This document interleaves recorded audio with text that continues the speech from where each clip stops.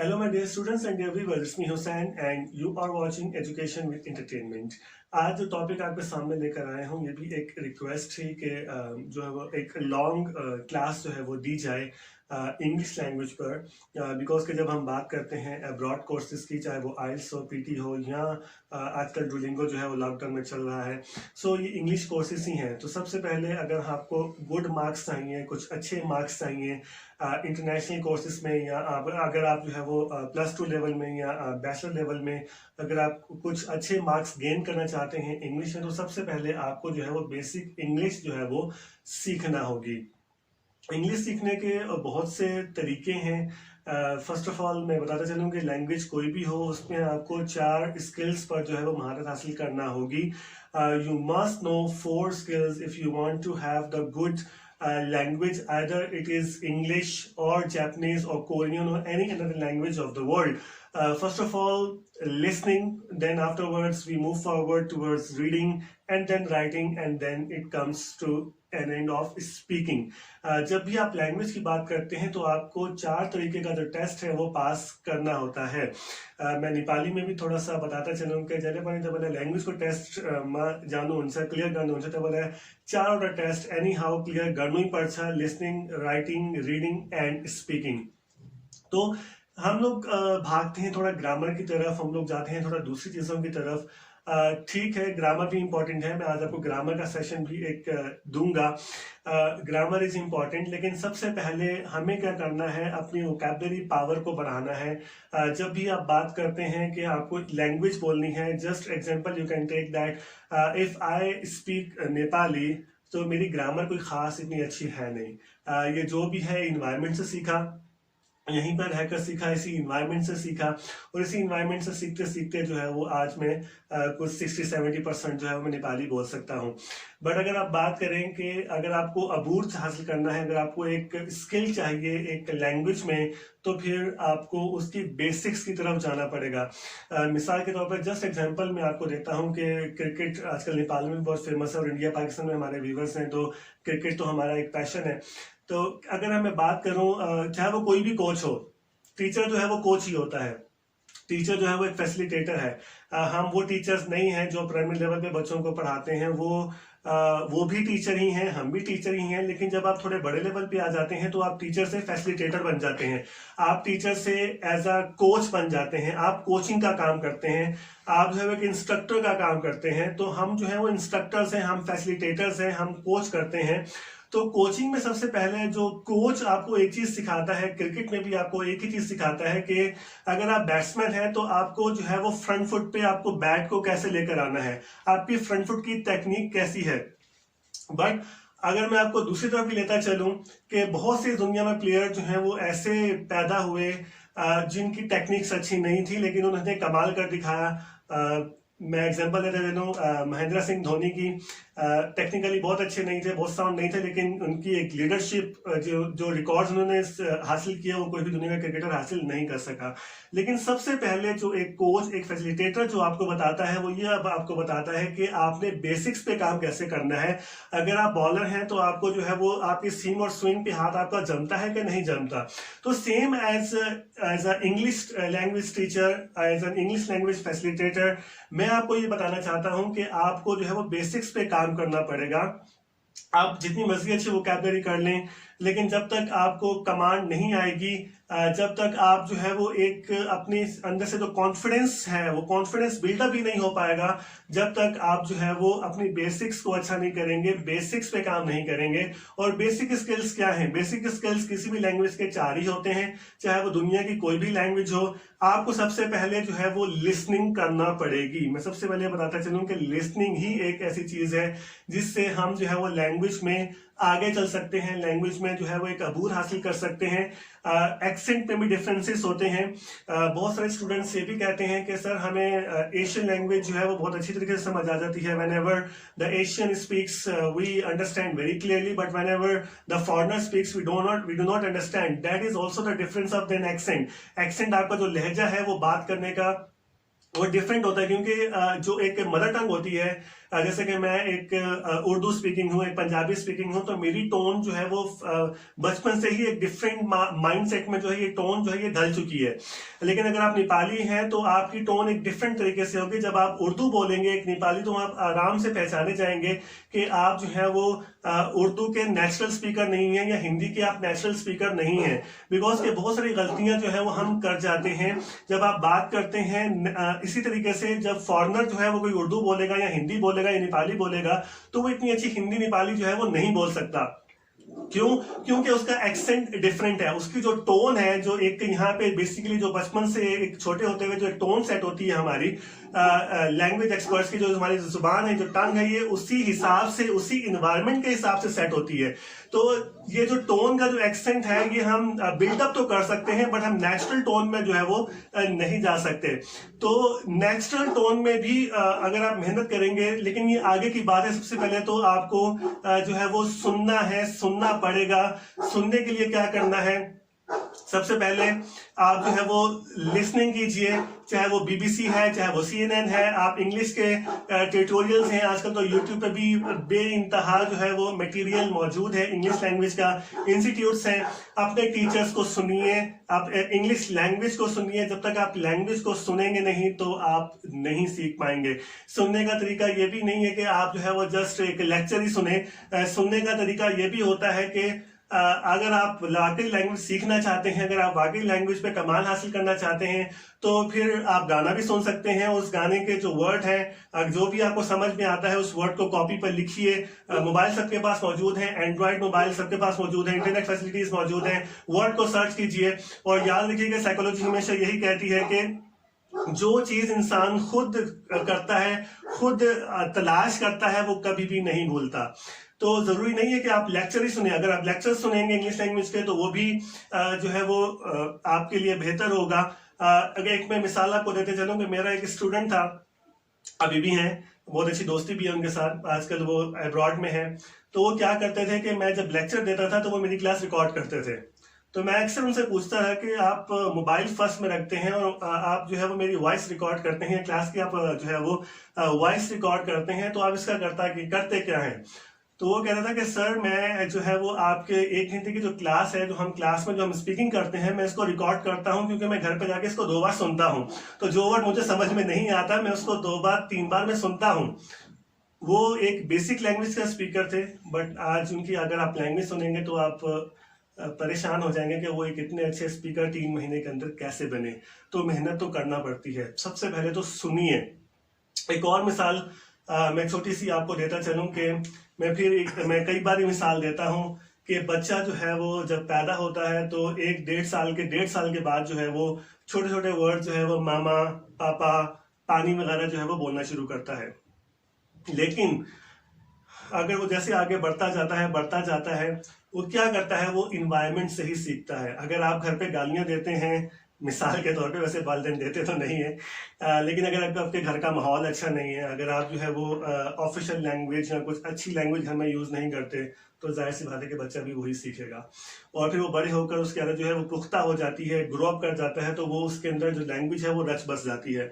तो इसीलिए कहते हैं कि जब बच्चे बड़े हो रहे हो, जब ग्रोथ की एज में हो, तो आपको जो है वो एक अच्छी लैंग्वेज जो है वो बोलनी चाहिए, ताकि बच्चों पे भी जो है वो एक अच्छा जो है वो असर पड़े। तो इसी तरीके से वो 3 साल की लिसनिंग करने के बाद जो है वो लैंग्वेज को बोलना शुरू करता है, और 4 से 5 साल की एज में आने के बाद जो है वो बच्चा जो है वो एक कंप्लीट लैंग्वेज जो है वो बोलना शुरू कर देता है। तो बताइए कि 5 साल वो जस्ट लिसनिंग ही करता है, उसे ना तो पढ़ना आता है, उसे ना तो लिखना आता है, वो सिर्फ सुनता है और बोलता है, सुनता है और बोलता है। तो सबसे पहले क्या करें? सबसे पहले सुनिए। सुनेंगे, वोकैबुलरी आएगी तो बोलने की हिम्मत ऑटोमेटिकली पैदा होगी। जब वर्ड्स ही नहीं है यहाँ पे, जब ये खाली है, दिमाग खाली है, जब दिमाग ही खाली होगा, जब when ever your mind is empty, जब इसमें कोई वर्ड ही नहीं है, अगर मुझसे आप बोले कि मैं कोरियन लैंग्वेज बोलूँ या मैं जापानीज लैंग्वेज बोलूँ, तो मैं नहीं बोल सकता, बिकॉज से मेरे पास तो वोकैबुलरी नहीं है। मुझे तो चाइना में खाली जो है वो चाइनीज अगर आप मुझे बोले, तो मुझे तो चाय चुन के अलावा कुछ आता ही नहीं है, सिर्फ एक चाय चुन पता है, तो मैं क्या बोलूंगा, मैं तो बात ही नहीं कर सकता ना चाइनीज में। तो सबसे पहले तो वर्ड पावर चाहिए, वोकैबुलरी चाहिए। वर्ड पावर, वोकैबुलरी कहाँ से आएगी? डिक्शनरी हिफ्ट करने से कुछ नहीं होगा। सुनने की आदत डालिए, सुनेंगे तो बोलेंगे। आइए चलते हैं दूसरे पॉइंट की तरफ। रीडिंग कितना पढ़ते हैं? कोई 300, 400 वर्ड्स, 500 वर्ड्स या 5000 वर्ड या 6000 वर्ड आप गिनती के पढ़ते हैं? मेरा ख्याल है कि नहीं। आजकल तो मोबाइल ने इतना बिजी कर दिया है, इतना बिजी कर दिया है कि हम जो है वो आर्टिकल्स, हम तो न्यूज़पेपर भी जो है वो आजकल मोबाइल में ही जो है वो पढ़ना पसंद करते हैं। हम जो है वो डायरेक्टली जो है वो पढ़ना पसंद नहीं करते। जस्ट एक एग्जांपल देता हूं कि अगर आप 200 वर्ड्स का एक आर्टिकल पढ़ते हैं तो एक 10 दिन के अंदर वो 2000 वर्ड्स हो जाते हैं, और एक महीने के अंदर वो वर्ड्स हो जाते हैं 6000 वर्ड्स हो जाते हैं। 200 वर्ड्स का एक आर्टिकल अगर आप चाहे, ठीक है आप न्यूज़पेपर में नहीं पढ़े, आजकल जदीद टेक्नोलॉजी है, आप मोबाइल में पढ़ लेते हैं, लेकिन उसको पढ़ना नहीं है। मसला पढ़ने का नहीं है, पढ़ना तो है लेकिन उसकी मीनिंग्स भी तो जानने हैं। जब तक आप खुद अपनी किताब को उठा के, उस आर्टिकल को उठा के, उस वर्ड को उठा के, जब तक वो वर्ड आपको समझ नहीं आ जाता, आप उसको अंडरलाइन करें। आजकल तो इतना इजी है, चाहे तो अगर आप गूगल ट्रांसलेटर में जाइए, उस वर्ड को लिखिए, उसके मीनिंग तलाश कीजिए, आपको अपनी ही लैंग्वेज में उसके मीनिंग मिल जाएंगे, और वो वर्ड आप कभी जिंदगी में नहीं भूलेंगे जो वर्ड आपने खुद सर्च किया होगा। सो सिंपल इज दैट कि हम कितना पढ़ते हैं। सबसे पहले बात आती है इनपुट की। मैं हमेशा बात करता हूं कि इनपुट कीजिए। जब आप इनपुट करेंगे तो आउटपुट होगी, जब इनपुट ही नहीं है तो आउटपुट क्या आएगी? अगर मुझे कुछ नहीं आता, मुझे इंग्लिश अगर नहीं आती और मुझसे कोई कहे कि मैं इंग्लिश में बात करूं, तो मैं क्या बात करूंगा? मैं तो गूंगा बहरा हो जाऊंगा। ठीक है, तो गूंगा बहरा नहीं होना, उसके लिए क्या चाहिए? सबसे पहले वोकैबुलरी चाहिए। वोकैबुलरी आती है सिर्फ 2 तरीकों से, सुनिए और पढ़िए। Whenever you read, whenever you listen, you increase your vocabulary। जब तक आप जो है वोकैबुलरी नहीं बढ़ाएंगे, यहाँ पे ये भरिए, दिमाग भरिए, यहाँ से इनपुट, जब तक आप इस दिमाग को नहीं भरेंगे। सिंपल मिसाल मैंने आपको दी थी कि अगर आप 6000 वर्ड्स अगर आप एक महीने में पढ़ते हैं तो आप बोलने की सिर्फ 3000 की हैसियत रखते हैं, बिकॉज के जब हम बोलते हैं हम मोर देन हाफ वर्ड्स जो है वो भूल जाते हैं, वी फॉरगेट। क्यों? क्योंकि हमारी मेमोरी जो है वो हमेशा, क्योंकि हमारे पास 2 ब्रेन्स हैं, एक जो फ्रंट पे है, एक बैक ब्रेन कहलाता है, साइंटिफिकली नाम मुझे अभी याद नहीं आ रहा। लेकिन जब तक हम उस वोकैबुलरी को अपने सामने रखते हैं, उसे यूजेज में रखते हैं, हम उसे बोलते जाएंगे, लेकिन जब वो मेमोरी 10 दिन बाद यहाँ बैक माइंड की तरफ आ जाती है तो फिर उसे वापस लाते हुए जो है वो हमें बड़ी प्रॉब्लम होती है। मिसाल के तौर पर जस्ट सिंपल एग्जांपल मैं आपको देता चलूं कि अगर आप किसी शख्स से 10 साल बाद मिलेंगे तो आपको कुछ ना कुछ याद जरूर आएगा कि मैंने इस शख्स को कहीं देखा है, मैंने इसको कहीं किसी शहर में, किसी गली में, किसी गांव में मैंने इस बंदे को देखा है। लेकिन आपको 5 मिनट 10 मिनट याद करते हुए लग जाएंगे कि यार इसको मैंने कहाँ देखा है। क्यों ये टाइम लगता है? क्योंकि साइकोलॉजी ये कहती है कि जब बैक माइंड में जो आपकी वो एक मेमोरी चले जाती है तो उसको वापस लाते लाते टाइम लग जाता है। तो आपको 10 मिनट रिवाइवल के लिए चाहिए। आपका जो माइंड है ये इतना शार्प तो है कि वो रिवाइवल कर सकता है। आप भूल गए लेकिन आप उस चीज को रिवाइव कर सकते हैं। तो जब आप रिवाइव करेंगे तो वो टाइम लगता है। तो अगर आप 6000 वर्ड्स की अगर आपके अंदर कैपेसिटी है, आपके अंदर रीडिंग की, आप 6000 वर्ड्स को अगर आप समझते हैं, देन डेफिनेटली आपको जो है वो 3000 वर्ड्स आप बोल सकते हैं। तो कितने लैंग्वेज में कितने वर्ड्स हैं किसी को भी नहीं पता। आई थिंक हम काउंट ही नहीं कर सकते, क्योंकि लैंग्वेज एक ऐसी चीज है कि जिसमें डेली नए से नए वर्ड्स हैं वो ऐड होते रहते हैं। हर साल डिक्शनरी का नया एडिशन क्यों आता है? जुबान तो वही है ना, इंग्लिश ही है ना, लेकिन हर साल नई डिक्शनरी ऑक्सफोर्ड क्यों इशू करता है? क्यों? क्योंकि हर साल लैंग्वेज में भी नए से नए वर्ड्स आते हैं। मैं भी एक टीचर हूं, मैं भी जब पढ़ाता हूं तो बाज़ औक़ात क्या होता है कि एक नया वर्ड सामने आ जाता है, तो जब मैं भी उसको डिक्शनरी में तलाश करता हूं पुरानी में, तो वो नहीं मिलता। क्यों? क्योंकि वो एक न्यूली वर्ड होता है, एक न्यू एडिशन में तो मिल सकता है। बाज़ औक़ात समटाइम्स ये भी होता है कि हम मोबाइल की डिक्शनरी में सर्च करते हैं तो उस मीनिंग के, उस वर्ड के जो मीनिंग नहीं मिलते।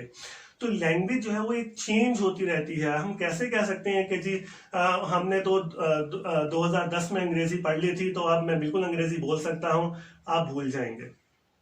ये जो आपकी जो एक मेमोरी है, मैं आपको थोड़ा सा हमेशा से मेरा जो लेक्चर देने का जो तरीका है, मैं हमेशा थोड़ा साइकोलॉजी के तरीके से समझाना पसंद करता हूँ, क्योंकि साइकोलॉजी ही है जो इंसान को हमें समझने में जो है वो मदद देती है। मिसाल के तौर पे मैं मैथमेटिक्स में बहुत अच्छा था। अपने आप को कहना तो नहीं चाहिए, लेकिन मैं कह देता हूँ कि मैं मैथ्स में बहुत अच्छा था। क्लास 10 का मैथमेटिक्स बहुत मुश्किल से, मतलब टीचर हमें समझाते थे, मैं मैथ्स में अच्छा भी था। लेकिन अगर आप मुझसे आज खड़े होकर यहाँ पर पूछें कि सर ये मैथमेटिक्स के फार्मूले जो है वो हमें समझा दें, मैं नहीं समझा पाऊंगा। इसकी वजह क्या है? वो बात है 2005 की, जब मैं क्लास 10 में था तो मैं पूरे पूरे सवाल स्टूडेंट्स को हल करके दे देता था। लेकिन अगर कोई आज मुझसे आके कहता है कि सर ये क्लास 10 का सवाल सॉल्व कर दो, उससे नहीं होगा। क्योंकि ये 15 साल पुरानी मेमोरी है। मैंने उसके बाद वो फार्मूले नहीं पढ़े, और ना मैंने वो फार्मूले कभी याद किए, ना मैंने कभी वो मेरी जिंदगी में मेरे सामने कभी आए। तो जो चीज आपके सामने रहती है आपको वो याद रहती है, लेकिन जो चीज आपके सामने से हट जाती है वो आप भूल जाते हैं। ये इंसान की साइकोलॉजी है। तो लैंग्वेज जो भी आप बोलते हैं, हम अपनी मदर टंग क्यों नहीं भूलते? आप पंजाबी स्पीकर हैं, आप हिंदी स्पीकर हैं, आप नेपाली स्पीकर हैं। कभी किसी ने ये सोचा है कि मैं एज अ हिंदी स्पीकर में अपनी हिंदी भूल जाऊंगा, या एज अ पंजाबी स्पीकर में अपनी पंजाबी भूल जाऊंगा, नेपाली स्पीकर में अपनी पंजाबी भूल जाऊंगा या नेपाली भूल जाऊंगा? आप कभी भी अपनी मदर टंग नहीं भूलते। वाई? क्योंकि आप 24 आवर्स वो अपने घर में इस्तेमाल करते हैं। वो हर चीज, आपका एक एक वर्ड आपके सामने होता है, इस वजह से वो आप उस चीज को नहीं भूल पाते। लेकिन इंग्लिश है आपके सामने, आप कभी स्कूल में यूज करेंगे, कभी कॉलेज में यूज करेंगे, लेकिन अगर आपका वो कंटिन्यूस यूज नहीं है तो डेफिनेटली आप उसको भूल जाएंगे। तो भूलना नहीं है, याद रखना है। ये इंग्लिश या कोई भी लैंग्वेज वो एक कंटिन्यू प्रोसेस का नाम है, कंटिन्यू लर्निंग का नाम है। जैसे कहते हैं कि life is a complete learning process, जिंदगी जो है मुकम्मल सीखने का अमल है। तो ये लैंग्वेज भी जो है वो एक सीखने का अमल है। सुनते रहिए, पढ़ते रहिए। जब तक पढ़ते रहेंगे, मुझे इंग्लिश पढ़ाते हुए जो है वो 15 साल हो गए, लेकिन अभी भी इतने वर्ड सामने आ जाते हैं तो हमें गूगल पे तलाश करना पड़ता है, हमें भी डिक्शनरी देखना पड़ती है। मैं एक प्रोफेशनल लैंग्वेज टीचर हूँ, बट हमें भी वर्ड्स कुछ ऐसे सामने आ जाते हैं कि हमें भी वो देखना पड़ते हैं, बिकॉज कि हम एक तो नेटिव स्पीकर नहीं, सेकेंडली जैसा कि मैंने आपको बताया कि आए रोज लैंग्वेज के अंदर जो है वो नए से नए वर्ड्स जो हैं वो शामिल होते रहते हैं। अगर आपने 3 महीने के अंदर इंग्लिश को सीखना है तो 1 घंटा सुनिए और 1 घंटा कम से कम पढ़िए। और पढ़ना नहीं है, मैं फिर कहूंगा, पढ़ना नहीं है, पढ़ने के साथ साथ उन वर्ड्स के मीनिंग भी तलाश करने हैं इंग्लिश में। आजकल तो वैसे भी जो बच्चे हैं वो तो इंग्लिश मीडियम के ही हैं, बट जो हम अभी स्टिल हमारे इंडिया, पाकिस्तान, नेपाल में जो है वो गवर्नमेंट स्कूल्स में इतनी इंग्लिश जो है वो नहीं पढ़ाई जाती। लेकिन आगे जाकर आपको जो है वो ज़रूर प्रॉब्लम होगा, because first of all we use to say that कि अगर विदेश जाना होगा या बाहर जाना होगा तो हम इंग्लिश सीखेंगे। लेकिन मैं ये कहता हूँ कि अगर आज आपको पाकिस्तान में भी रहना पड़ता है, इंडिया में या नेपाल में अगर आपको रहना पड़ता है, तो भी अच्छी जॉब के लिए आपको इंग्लिश ही चाहिए। तो ये एक इंटरनेशनल लैंग्वेज है, जहां भी जाएंगे आपके काम आएगी। इस लैंग्वेज पे तो अबूर होना ही चाहिए। मैं ये नहीं कहता कि फ्रांस सीखें या स्पेनिश सीखें या जापानीज सीखें, वो उनकी लोकल जुबानें हैं, लेकिन दुनिया की किसी भी कंट्री में जाएंगे इंग्लिश आपके काम आएगी। इंग्लिश आपके काम की चीज है, इसको अपने पल्लू से बांध के रखिए। अब आप थोड़ी सी बात कर लेते हैं आउटपुट डिवाइसेस की। इनपुट तो हो गया, आपने सुनना है, आपने पढ़ना है, ठीक है। पढ़ने का मैं फिर बताता चलूँ कि आजकल की जो जनरेशन है वो तो टिकटॉक पे और गेम्स इतने आ गए हैं, पबजी, फायर फ्री, मुझे तो नाम भी नहीं याद कितने गेम्स हैं आजकल। तो जनरेशन यहाँ बिजी है।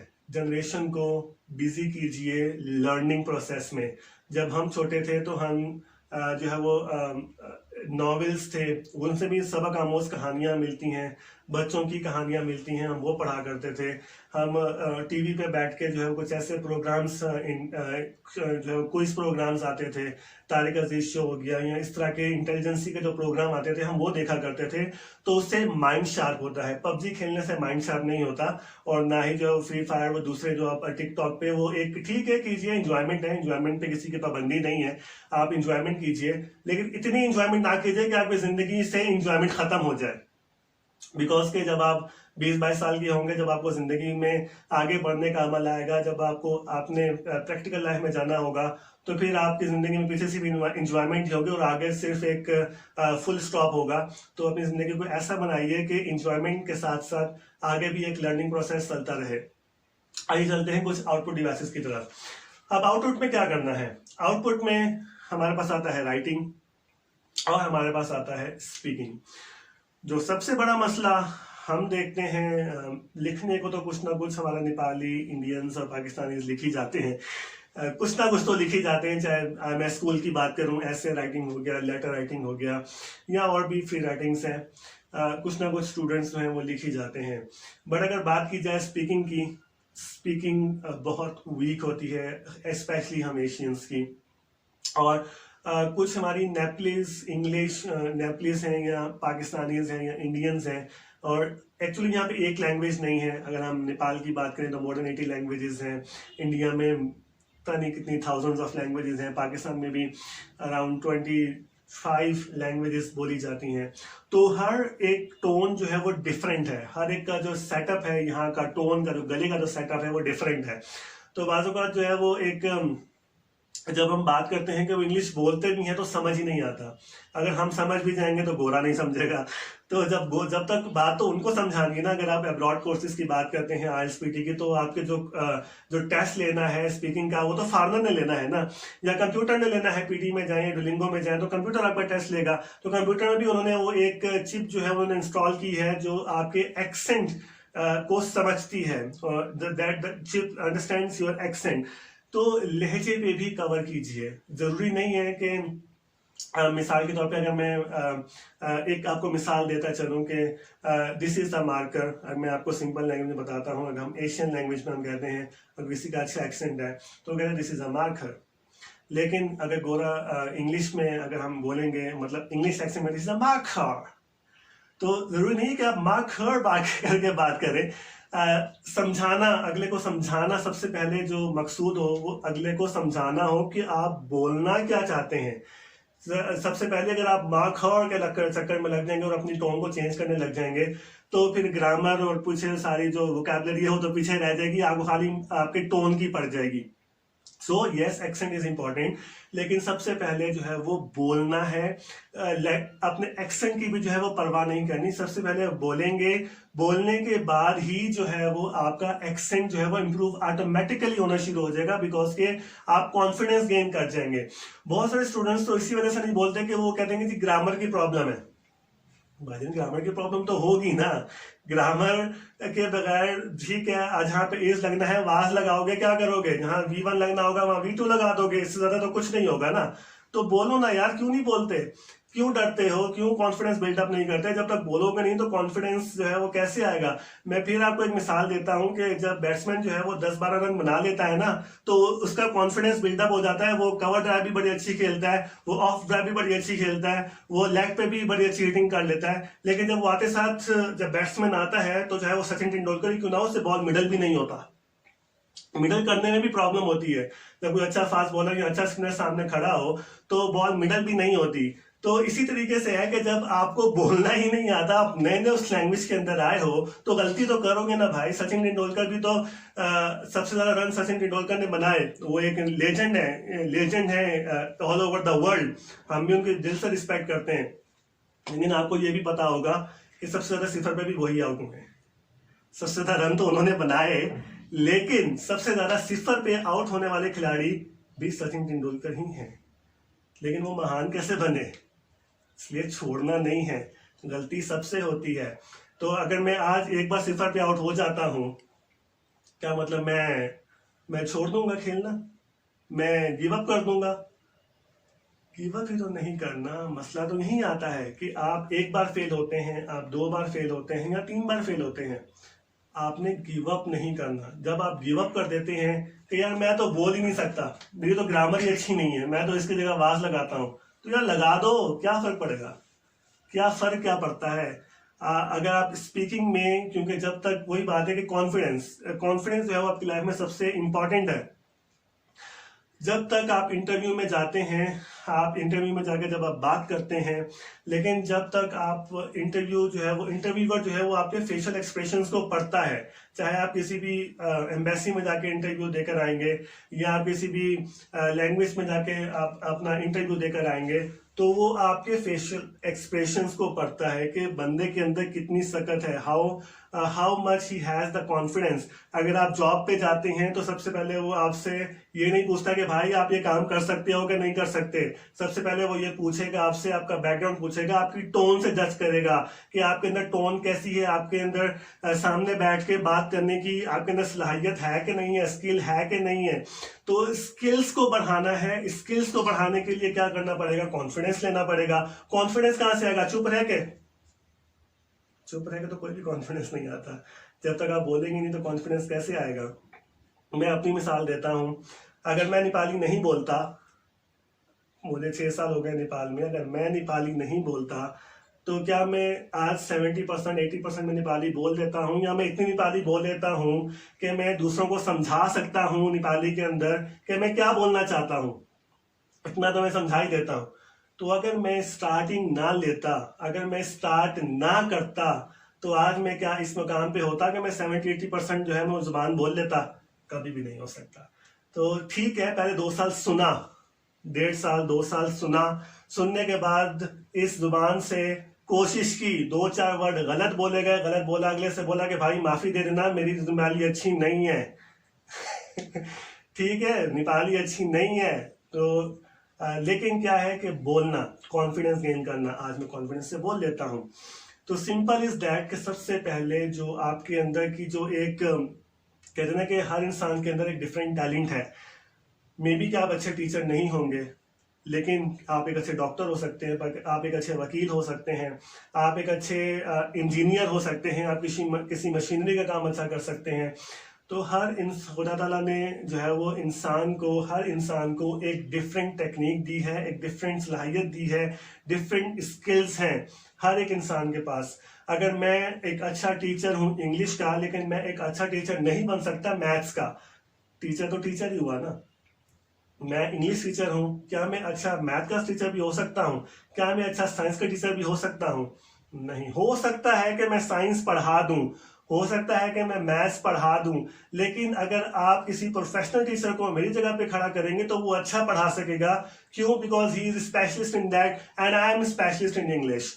तो इनपुट स्किल्स पे काम करने के बाद आपने कॉन्फिडेंस गेन करना है स्पीकिंग में। चाहे आपको 2 वर्ड आते हैं, आपको 4 वर्ड्स आते हैं, बोलने की कोशिश कीजिए।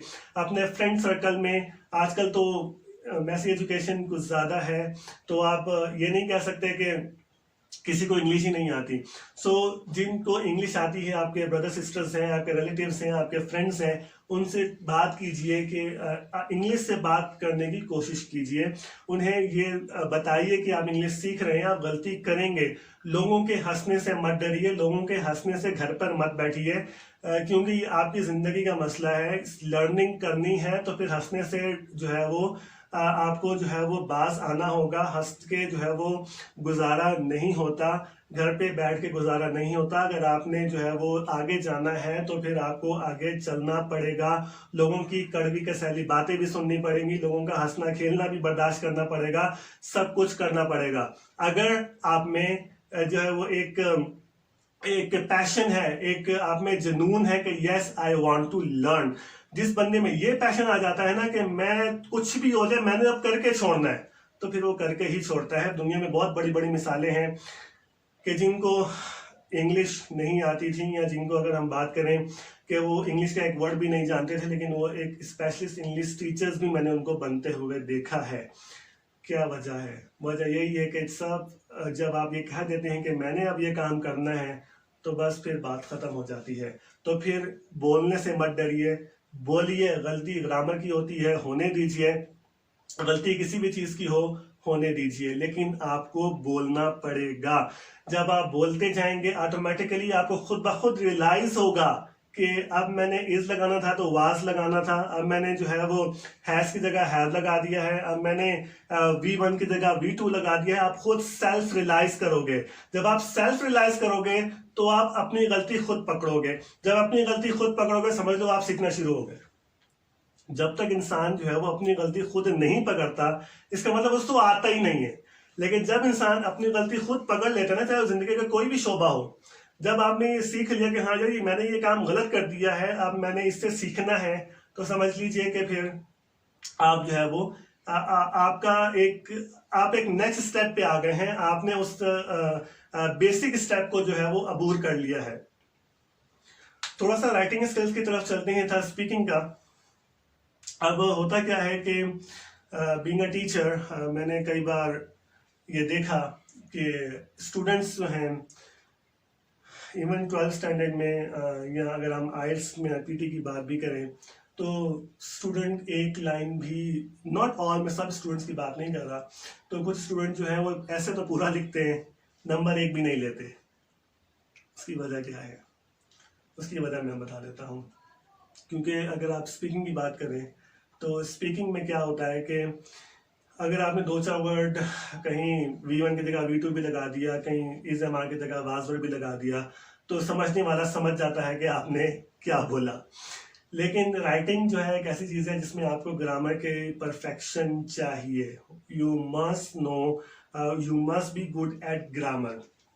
यहाँ पे राइटिंग में अगर आपने इसकी जगह वाज लगेगा तो वो एक गलती आपकी रेड कलर से अंडरलाइन हो गई। आपने प्रीपोजिशन इन की जगह ऑन लगा दिया तो भी वो अंडरलाइन हो गया।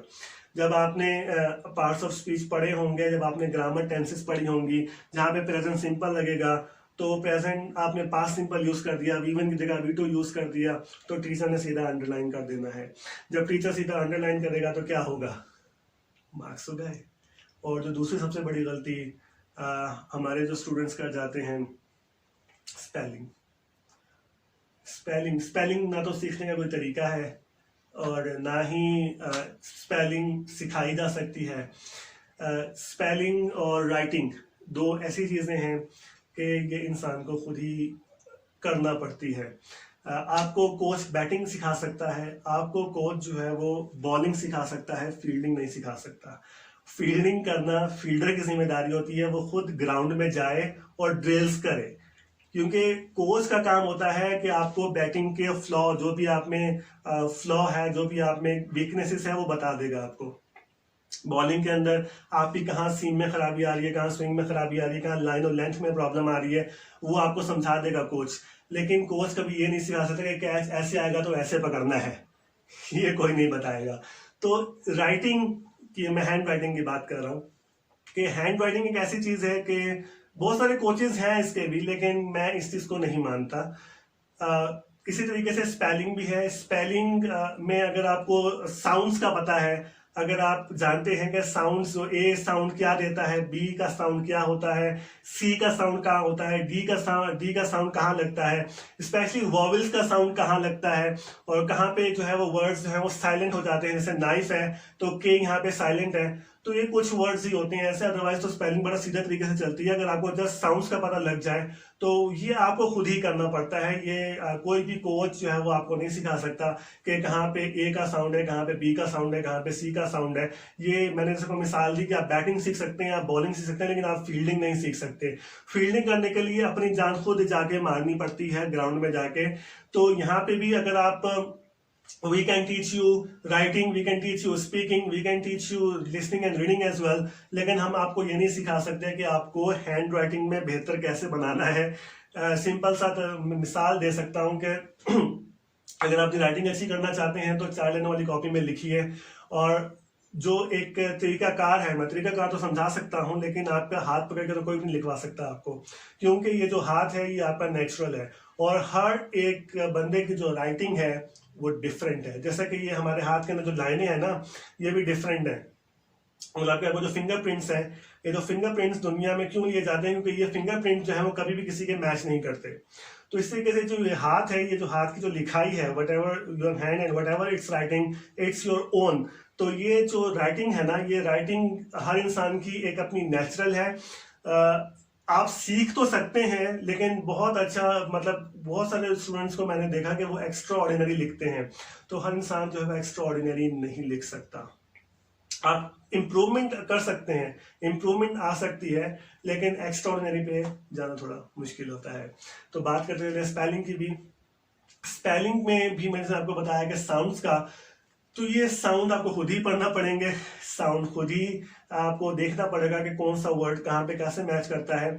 और अगर आपको स्पेलिंग बेहतर बनानी है तो रीडिंग ज़्यादा कीजिए, क्योंकि जब आप पढ़ते हैं तो पढ़ने से क्या होता है कि आपको उस वर्ड के स्पेलिंग भी देखने पड़ते हैं, और उसी वर्ड के स्पेलिंग के साथ आप उस वर्ड को स्पेल करके पढ़ने की कोशिश करते हैं। तो जब उसको पढ़ने की कोशिश करते हैं तो उस तरीके से आपके स्पेल्स जो है वो बेहतर हो सकते हैं। तो राइटिंग में मार्क्स ना आने की वजह जो सबसे बड़ी होती है वो या तो स्पेलिंग भी होती है और आपकी हैंड राइटिंग भी होती है, और फिर थर्ड केस तो ग्रामर है ही है कि अगर आपने ग्रामेटिकली जो है वो अच्छा भी लिखा हो तो बाज़ बात क्या होता है कि आपने उस फ्रेम ऑफ माइंड में नहीं लिखा होता जिस हिसाब से आपको ऐसे दिया जाता है या लेटर दिया जाता है। जस्ट एक थोड़ी सी सिंपल एग्जांपल मैं आपको देता चलूं कि आइल्स में टास्क 1 में आपको पास्ट में भी लिखना होता है, प्रेजेंट में भी लिखना होता है, फ्यूचर में भी लिखना होता है, क्योंकि जो चार्ट है वो पास्ट में भी हो सकता है, वो कुछ डेट प्रेजेंट की भी दे देते हैं उसमें सॉरी, और कुछ जो है वो फ्यूचर में भी डेट्स आ जाती हैं। मिसाल के तौर पे एक चार्ट है वो 1990 से स्टार्ट हुआ, 2000, 2010 और 2020 और 2030। 20 रिसेंट है, 90, 2000 और 2010 चला जाएगा पास्ट में, 2020 जो है वो आ जाएगा प्रेजेंट में, और 30 लिखना होगा फ्यूचर में। तो मोस्ट ऑफ द स्टूडेंट से पूछते हैं कि सर ये जरा बताइएगा कि टास्क 1 में जो है वो हम पास्ट में लिखें, प्रेजेंट में लिखें या फ्यूचर में लिखें। तो भाईजान डेट्स तो गिवन है, ये तो कोई भी नहीं बता सकता कि आपको प्रेजेंट में लिखना है, पास्ट में लिखना है, फ्यूचर में लिखना है। ये तो आपको माइंडसेट आपको एक ऐसे दिया गया है, वो ऐसे पास्ट में है, वो ऐसे प्रेजेंट में है, वो ऐसे फ्यूचर में लिख रहे हैं आप। ये तो आपकी जो राइटिंग की जो टेक्निक है, जो आप लिखना चाह रहे हैं, ये तो उस हिसाब से आप लिखोगे ना। ये तो मैं नहीं बता सकता कि आप प्रेजेंट में लिख लो या फ्यूचर में लिख लो या अपना जो है वो पास्ट में लिख लो। ये तो आप जिस हिसाब से उसके अंदर एक पूरी एक पैराफ्रेजिंग कर रहे हो, आप एक पैराग्राफ बना रहे हो, उस पैराग्राफ को किस तरीके से एनालाइज कर रहे हो, ये तो आपके ऊपर डिपेंड करता है। ये हमारे ऊपर या टीचर के ऊपर तो डिपेंड नहीं करता, इसमें आपको राइटिंग में निखार लाना पड़ेगा। तो सबसे पहले अगर आप राइटिंग सीखना चाहते हो, if you want to be a good writer, parts of speech पढ़िए। क्लास 1, 2 में शायद पढ़े होंगे, क्लास 3, 4 तक भी बहुत अच्छे पार्ट्स ऑफ स्पीच सॉरी पढ़ाए जाते हैं। और पार्ट्स ऑफ स्पीच पढ़ने के पार्ट्स ऑफ स्पीच होते कितने हैं, अगर हम क्लास इवन के 9, 10 के स्टूडेंट से ये भी पूछ लें तो उन्हें नहीं पता होता।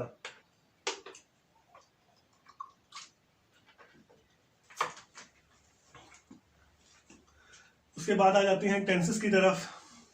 पार्ट्स ऑफ स्पीच बताते चले कि पार्ट्स ऑफ स्पीच में अब आप बोलेंगे कि सर तो हमें नाउन पढ़ा रहे हैं, हम तो हैं क्लास 12 में, हम तो हैं क्लास 10 में। तो भाईजान बेसिक्स ही नहीं आती, अगर आपने पहली सीढ़ी पे कदम ही नहीं रखा तो आप तीसरे स्टेप पे जब आप कदम रखोगे तो भाई गिरोगे ही ना। अगर आप स्टेप बाय स्टेप जाओगे सीखना आसान होगा, लेकिन पहली सीढ़ी पे कदम है नहीं, रखना है चौथी सीढ़ी पे कदम, स्टेप बाय स्टेयर्स की मैं बात कर रहा हूँ। कैसे होगा? सबसे पहले पार्ट्स ऑफ स्पीच पढ़ना पड़ेंगे, noun, pronoun, verb, adverb, adjective, conjunction, interjection, preposition and articles. जब तक आप ये 9 पार्ट्स ऑफ स्पीच नहीं पढ़ेंगे आपकी बेसिक्स कभी भी इम्प्रूव नहीं हो सकती। चाहे वो दुनिया का कोई भी टेस्ट हो या कोई भी इंटरव्यू देना हो आपने, अगर वो आपने इंग्लिश में देना है तो आपकी बेसिक्स का स्ट्रॉन्ग होना ज़रूरी है। नहीं तो उसका सबसे अच्छा हल यही है कि आप या तो यूके चले जाएं या आप ऑस्ट्रेलिया चले जाएं, 4-5 साल वहाँ रहेंगे तो फिर आपको पार्ट्स ऑफ स्पीच और टेंसेस सीखने की ज़रूरत नहीं है, आप ऑटोमेटिकली सीख जाएंगे। कैसे सीखेंगे? इन्वायरमेंट से सीखेंगे, सुनेंगे और बोलेंगे, सुनेंगे और बोलेंगे। फिर आपको किसी पार्ट्स ऑफ स्पीच की, टेंसेस की, एक्टिव पैसिव की ज़रूरत ही नहीं है। 4-5 साल वहाँ गुजार के आ जाए, अंग्रेजी खुद ब खुद आ जाएगी। तो अगर आपको यहाँ पे रहते हुए सीखनी है, इंडिया, पाकिस्तान, नेपाल में रहते हुए सीखनी है, तो फिर तो आपको पार्ट्स ऑफ स्पीच पढ़ना होंगे। इनको इजी मत लीजिए, बहुत काम की चीज़ है। क्योंकि वो कहते हैं ना कि मैं फिर बात करूंगा बेसिक्स की, कि अगर बल्ला पकड़ना ही नहीं आता तो छक्का कैसे मारोगे। ठीक है, पहले तो बल्ला पकड़ने की टेक्निक सीखनी पड़ेगी ना, पहले तो बॉल को कैसे पकड़ना है, उसकी जो स्विंग और सीम क्या है, पहले तो ये सीखना पड़ेगा ना। अगर आपको यही नहीं पता तो आप छक्का चौका क्या मारोगे, कवर ड्राइव क्या खेलोगे, ऑफ ड्राइव क्या खेलोगे। तो सबसे पहले तो बेसिक्स को मजबूत करो ना। हम कहते हैं कि नाउन तो बहुत छोटी सी चीज है। अब मैं आपसे कुछ मिसाल के तौर पे मैं आपसे पूछ लेता हूँ कि कॉमन नाउन कौन से होते हैं, प्रॉपर नाउन कौन से होते हैं, नाउन भी बहुत सारे आपके एब्स्ट्रैक्ट नाउन कौन से होते हैं, नहीं पता। तो भाई बेसिक तो पढ़ लो पहले, बेसिक पढ़ोगे तो ही तो ऊपर जाओगे ना।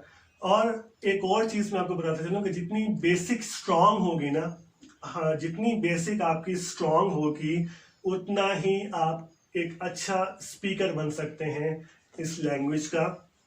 उसके बाद आ जाए मीडियम लेवल पे, जब आप पार्ट्स ऑफ स्पीच सीख जाते हैं, कुछ वोकैबुलरी आ जाती है, फिर बात आ जाती है प्रेजेंट की, फिर बात आ जाती है पास्ट की और फ्यूचर की।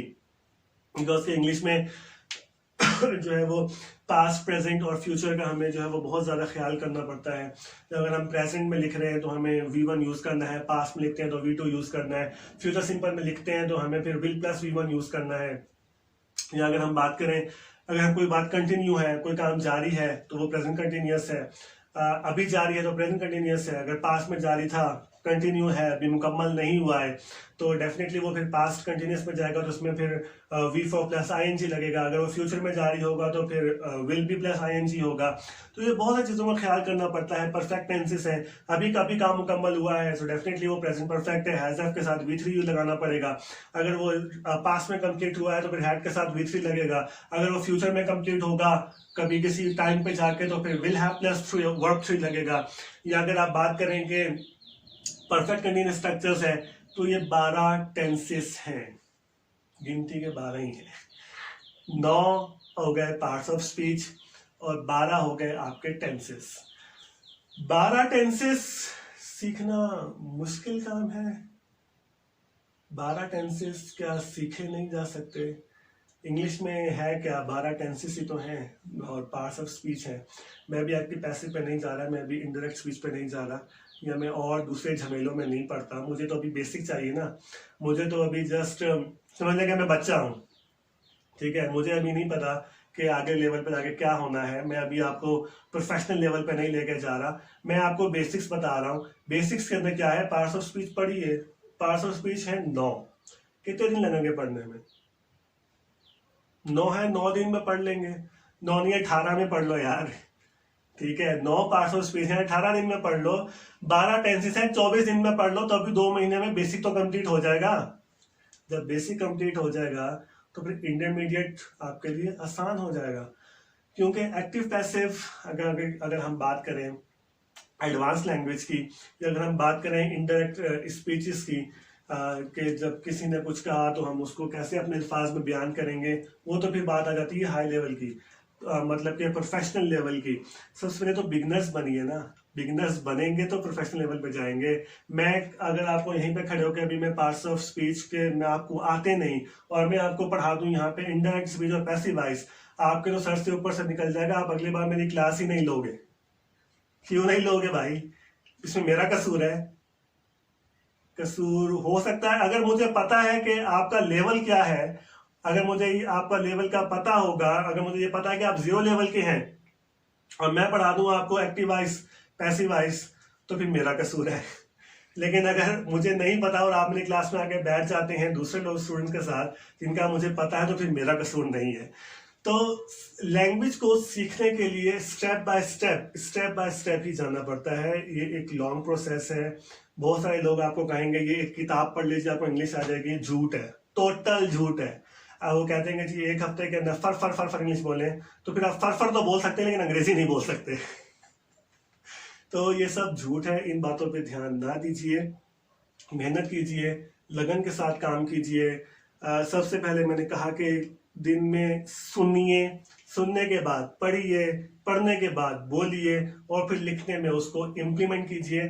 जब आप आएंगे राइटिंग की तरफ तो फिर मैं जाऊंगा ग्रामर की तरफ, क्योंकि जब आप लिखते हैं तो फिर लिखने के लिए जो फिर है वो आपको ग्रामर चाहिए। अदरवाइज आप एसेस में, आप लेटर्स में, चाहे वो किसी भी स्टैंडर्ड के हों, क्लास 10 स्टैंडर्ड हो, 12 स्टैंडर्ड हो, या बैचलर लेवल हो, या पीटी आइल्स या कोई भी दुनिया का टेस्ट हो, जब आप बात करते हैं राइटिंग की, तो राइटिंग में फिर आपको ग्रामर की तरफ लाजमन जाना होगा। कुछ और मैं आपको टिप्स जो है वो देता चलूँ इंग्लिश लैंग्वेज पे, कि और कौन कौन से ज़राए हैं जिससे हम जो है वो इंग्लिश लैंग्वेज सीख सकते हैं। तो मैं ये नहीं कहता कि आप जो है वो डायरेक्टली न्यूज़पेपर पढ़ना शुरू कर दें। न्यूज़पेपर में थोड़ी सी हार्ड इंग्लिश होती है। अगर आप प्रोफेशनल लेवल में हैं तो फिर तो आपको कंपलसरी आपको न्यूज़पेपर ही पढ़ना होगा, क्योंकि फिर भी आपका लेवल थोड़ा आगे है। लेकिन अगर आप बिगिनर्स हैं, अगर आपने अभी अभी लैंग्वेज जो है वो सीखना जो है वो स्टार्ट की है, और उसी स्टार्टिंग में अगर आप कहेंगे आप न्यूज़पेपर पढ़ना शुरू करते हैं, तो वो बड़ी हाई क्लास वोकैबुलरी होती है, खास तौर पे समझ में बिगिनर्स को तो खास तौर पे समझ में नहीं आती। तो आपके लिए बेस्ट क्या है? आपके लिए बेस्ट है कि बच्चों की किताबें पढ़ें, जो स्टूडेंट्स हैं क्लास 1, क्लास 2, क्लास 3 के, या और भी जो बच्चों की छोटी छोटी स्टोरियाँ, स्मॉल स्टोरीज मिलती हैं, चिल्ड्रन स्टोरी, या आजकल नॉवेल्स भी मिल जाते हैं। नॉवेल में फिर ये कि थोड़ी सी हार्ड इंग्लिश होती है वो, कुछ अगर आप इंग्लिश नॉवेल्स की बात करें तो फिर वो उनके कल्चर से रिलेटेड कुछ वर्ड्स होते हैं जो फिर हमें समझ में नहीं आते। तो फिर आप क्या करते हैं कि जब समझ नहीं आता तो इंटरेस्ट खत्म हो जाता है, और जब इंटरेस्ट खत्म हो जाता है तो आप उसको गिव अप कर देते हो। तो गिव अप नहीं करना, आपने करना क्या है कि बच्चों की स्टोरियां पढ़ें। छोटे छोटे एक एक पेज की स्टोरी होती है, इंटरेस्ट भी होता है, और वर्डिंग थोड़ी इजी होती है। और जब वर्डिंग इजी होती है आपको समझ में आता है, समझ में आता है तो इंटरेस्ट बिल्डअप होता है, जब इंटरेस्ट बिल्डअप होता है तो लर्निंग प्रोसेस तेज हो जाता है। तो स्टेप बाय स्टेप जब चलते जाएंगे, पहले बच्चों की स्टोरीज पढ़ें, बच्चों के प्रोग्राम आते हैं, स्टूडेंट्स के प्रोग्राम्स आते हैं, टीवी पर आते हैं, टॉक शोज आते हैं स्टूडेंट्स के, जहाँ पे बड़ी इजी लेवल में जो है वो बेसिक इंग्लिश में और बेसिक इंग्लिश की जो है वो क्लास जो है वो ली जाती है, उस पे जाइए। बीबीसी पे भी कोई खास ज्यादा कहना नहीं चाहिए कि मतलब कि कोई हार्ड इंग्लिश यूज होती है वहां पर भी। ब्रिटिश इंग्लिश को सुनने की कोशिश कीजिए। अमेरिकन इंग्लिश थोड़ी सी डिफिकल्ट होती है, बिकॉज के अमेरिकन जो है वो खाली मुंह के अंदर बोल जाते हैं, वो पूरा वर्ड बोलते ही नहीं है, वो खा जाते हैं जैसे मतलब जो प्रॉपर वर्ड की जो प्रोनाउंसिएशन है वो नहीं करते। जितनी भी कॉन्ट्रैक्शंस हैं वो सारी की सारी अमेरिका की इजाद है।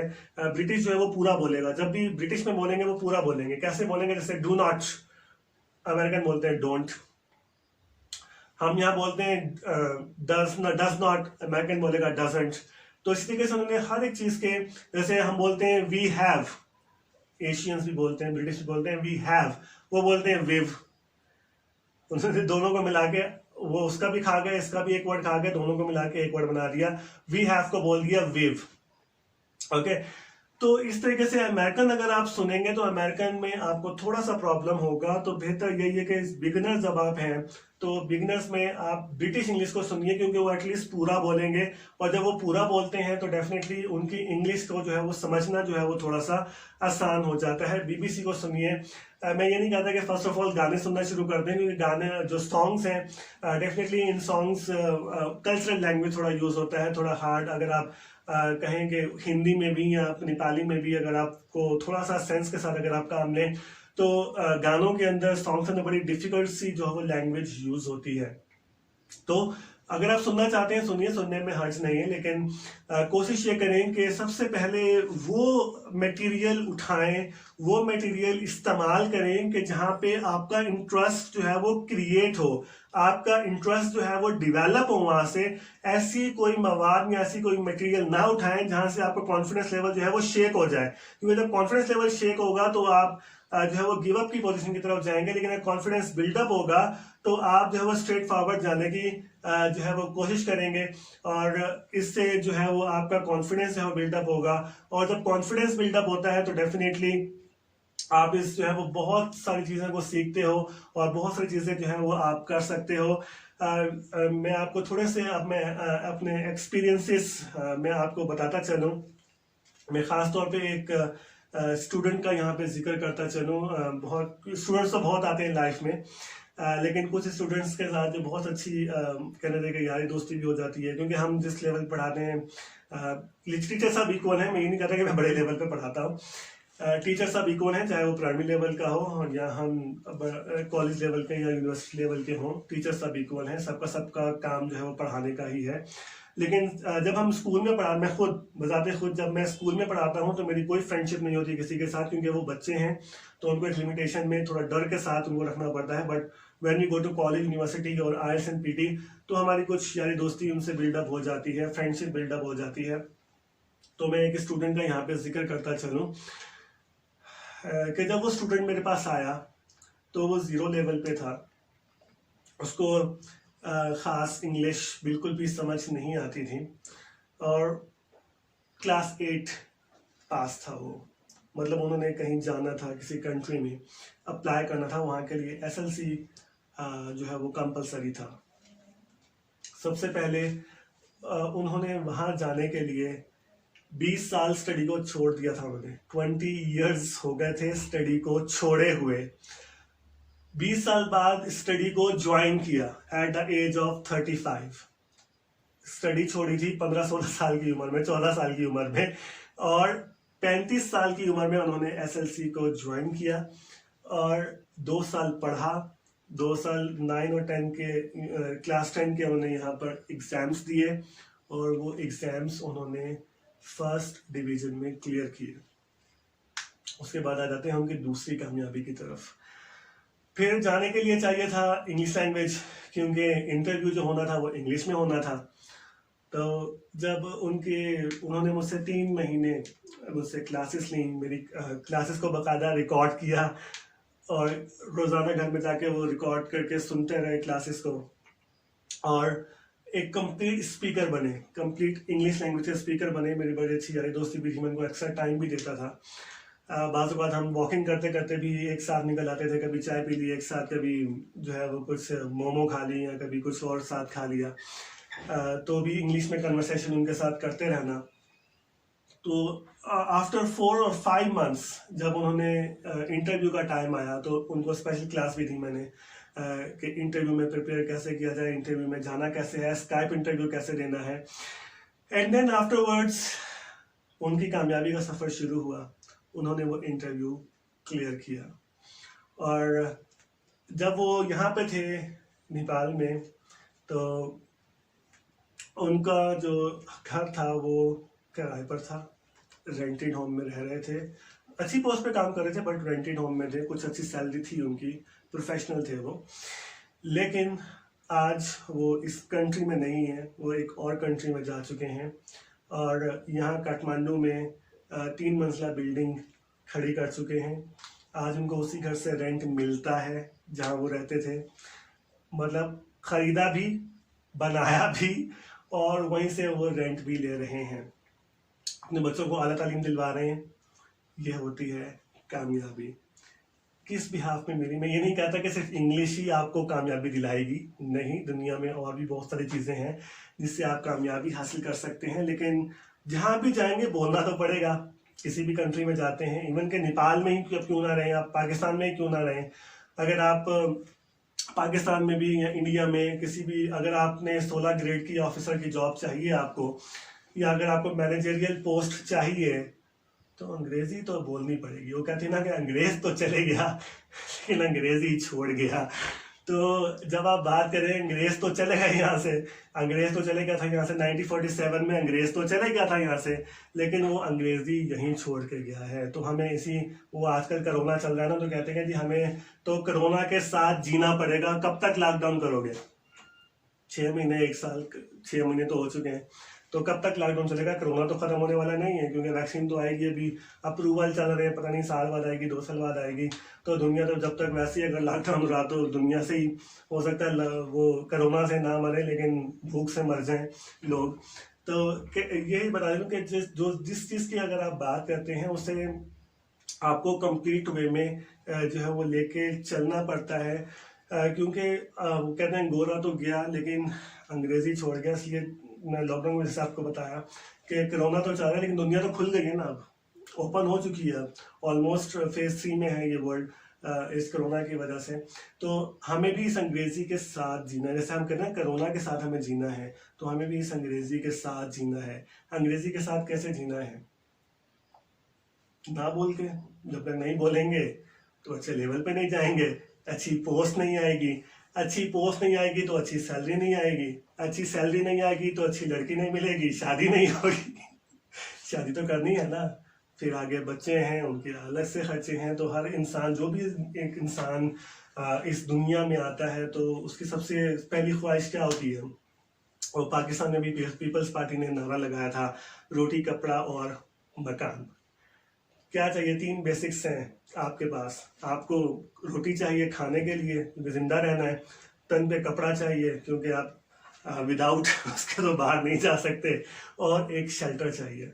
वो ठीक है, वो भुट्टो साहब ने नारा लगाया था 70 में, लेकिन आज तक वो वादा पूरा नहीं हुआ। तो इसी तरीके से जब भी एक इंसान पैदा होता है, तो उसको ये लैंग्वेजेस, दुनिया में पता नहीं कितनी लैंग्वेजेस हैं, हम आइडिया ही नहीं कर सकते। लेकिन हमारे यहाँ मसला कुछ और है। हमें नेशनल लैंग्वेज सीखनी पड़ती है। हम एशियन थोड़े से, मेरे ख्याल से गोरों से ज़्यादा तेज है। वाई, मैं आपको एक छोटी सी मिसाल देता चलूँ कि हम इंडिया, मैं मोस्टली बात करता हूँ इंडिया, पाकिस्तान और नेपाल की। तो इंडिया में, पाकिस्तान में, नेपाल में जब हम रहते हैं, तो सबसे पहले हमारे पास है लोकल लैंग्वेज। मिसाल के तौर पर मैं हूँ पंजाबी, तो मेरी लोकल लैंग्वेज हो गई पंजाबी। उसके बाद मुझे एनी हाउ सीखना है उर्दू, मतलब हिंदी। मुझे हिंदी सीखना पड़ेगी, क्योंकि मुझे मुल्क में रहना है। जब तक मुल्क में रहने के लिए मुझे उर्दू लिखना पड़ेगा, मुझे उर्दू में बोलना पड़ेगा, बिकॉज के मैं वहाँ का हैबिटेंट्स हूँ, मैं वहाँ पे रहना है। फिर बात करते हैं, अब मुल्क में तो रहना है, लेकिन मुल्क में रहते हुए जॉब भी करनी है, और मुल्क से बाहर जाना है तो भी जॉब करनी है। कारोबार ही क्यों नहीं करना, कारोबार भी करें। मिसाल के तौर पे आपको डीलिंग्स तो एक्सपोर्ट इम्पोर्ट में करनी है ना, वो आप हिंदी में तो बात नहीं करोगे, पंजाबी में तो बात नहीं करोगे ना, बात तो करोगे इंग्लिश में। तो फिर अगर आपको कारोबार करना है, व्यापार करना है, बिजनेस करना है, तो भी आपको क्या चाहिए? आपको चाहिए लैंग्वेज। तो फिर सीखो तीसरी लैंग्वेज। अब आ जाओ थोड़ा रिलीजियस की तरफ, बात करते हैं हिंदुइज्म की। आपको सीखनी पड़ती है संस्कृत, ठीक है। आप मतलब जो हिंदी में जो जितने भी जो भजन्स हैं, वो तो है संस्कृत में, तो आपको सीखनी पड़ती है संस्कृत। हम लोग हैं, मतलब कि अगर हम बात करते हैं मुस्लिम्स की, हमें सीखने पड़ते हैं अरबी, क्योंकि हमारा कुरान है अरबी में, और हमारा हिसाब किताब ऊपर होना है अरबी में। तो हमने पंजाबी भी सीखनी है, हमने जो है वो उर्दू भी सीखनी है, हमने जो है वो अंग्रेजी सीखनी है दुनिया में, और आखिरत में बचना चाहते हो दोज़ख से, तो सीखनी पड़ेगी अरबी।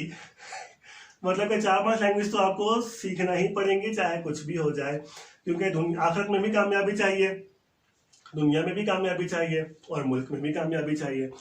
तो जब आप बात करते हैं, तो गोरा तो सीखता है एक लैंग्वेज, उसका तो सारा हिसाब किताब, क्योंकि अगर हम राइम्स की बात करें इंग्लिश में, या अगर वो जो कैरल सॉन्ग पढ़ते हैं, हमारे क्रिश्चियन ब्रदर्स जो हैं, कैरल्स पढ़ते हैं, वो पढ़ते हैं इंग्लिश में, तो उनकी तो एक लोकल लैंग्वेज से और एक अंग्रेजी से उनका गुजारा हो जाता है। उनको सीखनी पड़ती हैं 2 लैंग्वेजेस, हमको सीखनी पड़ती हैं 4 लैंग्वेजेस। तो फिर इंटेलिजेंट कौन हुआ? इंटेलिजेंट तो फिर हम हुए या वो इंग्लिश लोग हुए? तो ठीक है, इंटेलिजेंसी की बात नहीं है। तो ये कुछ टिप्स कहना चाहिए कि आपको मैंने दिए, कि सुनिए। सुनने में मतलब ये नहीं है कि आपको इंग्लिश में ही सुनना है, आप डिफरेंट एक्सेंट्स भी सुन सकते हैं, क्योंकि अगर आप आयरलैंड का एक्सेंट सुनेंगे तो आयरिश इंग्लिश अलग है, ऑस्ट्रेलियन इंग्लिश थोड़ी सी टोन में डिफरेंट आ जाती है, अमेरिकन इंग्लिश जो है वो डिफरेंट हो जाती है, और डिफरेंट तो नहीं होती, बट टोन और जो बोलने का जो अंदाज है वो डिफरेंट हो जाता है। सिंपल एग्जांपल मैं बताता चलूं कि जब एक पठान जो है वो उर्दू बोलता है, तो वो साफ समझ लग जाती है कि ये बंदा पठान है और ये उर्दू बोल रहा है। तो मैंने कहा ना कि जहाँ पे आप पलते बढ़ते हैं, जहाँ पे आप ग्रो अप होते हैं, तो वहाँ पे आपको जो है वो एक लैंग्वेज की जो टोन है वो एक आपकी मदर टंग के साथ फिक्स होती है। जो जुबान है ना आपकी, एक मदर टंग के साथ फिक्स होती है। और बाज़-औक़ात क्या होता है कि मदर टंग जो है ना वो बहुत हार्ड होती है, मतलब कि जो टोन जो सेट हो जाती है वो हार्ड टोन सेट हो जाती है। लेकिन हिंदी और इंग्लिश का बड़ा अच्छा कॉम्बिनेशन है। ये मैं आपको बताता हूँ कि इंग्लिश के साथ जो हिंदी है वो बड़ा अच्छा, क्योंकि दोनों ही थोड़ी पोलाइट लैंग्वेजेस हैं। लेकिन अगर मैं बात करूँ जैसे पश्तो है पाकिस्तान में, या बलोची है, या नेपाल में जो है वो और नेवारी लैंग्वेजेस या दूसरी लैंग्वेजेस हैं, या इंडिया में मराठी या दूसरी लैंग्वेजेस हैं, तो उनका कॉम्बिनेशन थोड़ा मैच नहीं करता। बंगाली की अगर बात करें, उनकी जो टोन है ना, ये जुबानों बड़ी सख्त है, थोड़ी हार्ड टोन में बोलते हैं वो, तो उनका जो एक्सेंट जो है वो कुछ समझ में नहीं आता। तो इसी तरीके से आप डिफरेंट डिफरेंट एक्सेंट सुनते रहिए, डिफरेंट डिफरेंट एक्सेंट बोलते रहिए, बच्चों की कहानियां पढ़ते रहें, बच्चों के जो आप अगर आप प्रोफेशनल हैं तो मे बी अगर आप शादीशुदा हैं, अगर आपके बच्चे हैं तो आप क्लास 1 में, क्लास 2 में अगर आपके बच्चे हैं तो आप उनको या नहीं तो आजकल इतने राइटर्स हैं और हर राइटर ने अपनी अंग्रेजी निकाली हुई है। वो हर एक राइटर भी अपने तरीके से जो है वो बयान कर जाता है लैंग्वेज को। तो जो अच्छे मतलब एवरी कंट्री में, मैं हर कंट्री के तो नहीं बता सकता, लेकिन कुछ अच्छे राइटर्स जो कि वर्ल्ड वाइड माने जाते हैं, उनकी लैंग्वेजेस को उठाइए, उन्होंने जो लैंग्वेजेस को जो एक्सप्लेन किया है या जिस तरीके से वो लैंग्वेजेस को लेकर चलते हैं, आप उनके लेक्चर्स को सुनिए, उनके लेक्चर्स को पढ़िए और डेफिनेटली अपने वोकैबुलरी पावर को बढ़ाते रहिए। 1 घंटा ज़रूर, अगर आपके फ्रेंड्स नहीं हैं, रिलेटिव्स नहीं हैं, तो फिर आप जो है वो शीशे के सामने खड़े हो जाएं, आप एक मिरर के सामने खड़े हो जाएं और खुद ही अपने टीचर बन जाएं, खुद ही आप स्टूडेंट बन जाएं और शीशे के सामने खड़े होकर एक बेस्ट प्रैक्टिस है जो आप कर सकते हैं। तो इसी तरीके से सुनते रहिए, पढ़ते रहिए और जो टिप्स मैंने आपको दी इसको फॉलो करते रहिए। मैंने आज आपको पढ़ाया नहीं है, मैंने आज आपको थोड़ा सा सिखाया है कि पढ़ते कैसे हैं, क्योंकि वही बात है कि पढ़ाते तो सभी हैं, बहुत सारे टीचर्स हैं जो पढ़ाते हैं, बहुत अच्छे होंगे, मेरे से भी अच्छे होंगे, मैं कोई अच्छा टीचर नहीं कह सकता अपने आप को, मेरे से भी अच्छे टीचर्स होंगे, लेकिन मैं आपको थोड़ा सा आज सिखाया है कि पढ़ते कैसे हैं, क्योंकि पढ़ना अलग चीज़ है और कैसे पढ़ते हैं ये अलग चीज़ है। तो उम्मीद करता हूं कि आप को ये वीडियो पसंद आई होगी और आपने इस वीडियो से ज़रूर सीखा होगा। मैंने आज वो बहुत ज़्यादा इंग्लिश भी यूज़ नहीं की, बिकॉज के मुझे पता है कि जब मैं बेसिक्स पढ़ाने जा रहा हूँ तो अगर मैं फुल लेक्चर इंग्लिश में दूंगा तो डेफिनेटली वो फिर लोगों को ना तो समझ आएगा ना, क्योंकि जब मैं बेसिक की बात कर रहा हूँ अंग्रेजी आती ही नहीं है। लेकिन उर्दू एक ऐसी लैंग्वेज है जो हिंदी मतलब पूरा हिंदुस्तान समझ सकता है, पूरा पाकिस्तान समझ सकता है, इवन बंगाल में भी उर्दू बोली जाती है और हमारे नेपलिस व्यूअर्स तो बहुत अच्छी हिंदी समझते हैं। तो मेरा नहीं ख्याल कि आपको मेरा लेक्चर समझने में थोड़ी सी मुश्किल हुई होगी। उम्मीद करता हूँ कि आपको वीडियो पसंद आई होगी। अगर वीडियो पसंद आई है तो प्लीज़ लाइक कर दीजिएगा, शेयर कर दीजिएगा और हमारे चैनल को सब्सक्राइब करना मत भूलिएगा। Thank you very much. अस्सलाम वालेकुम।